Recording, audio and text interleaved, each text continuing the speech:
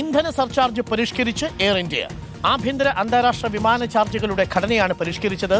പുതിയ നിരക്കുകൾ നാളെ മുതൽ പ്രാബല്യത്തിൽ വരും. ഇതോടെ വിമാനയാത്ര ചെലവേറും.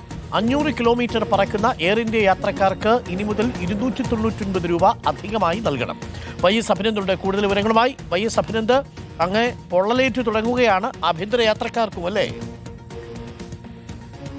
അരുൺകുമാർ, പശ്ചിമേഷ്യൻ സംഘർഷത്തിന്റെ ആഘാതത്തിൽ ഇൻഡിഗോയ്ക്ക് പിന്നാലെ എയർ ഇന്ത്യയും ഇപ്പോൾ സർചാർജ് വർദ്ധിപ്പിച്ചിരിക്കുകയാണ്.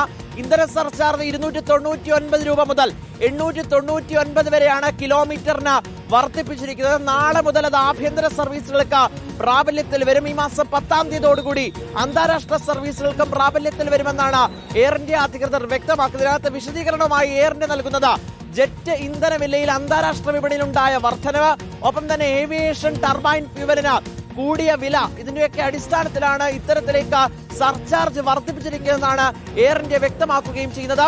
500 കിലോമീറ്റർ വരെ 299 രൂപയാണ് വർദ്ധിപ്പിച്ചത്.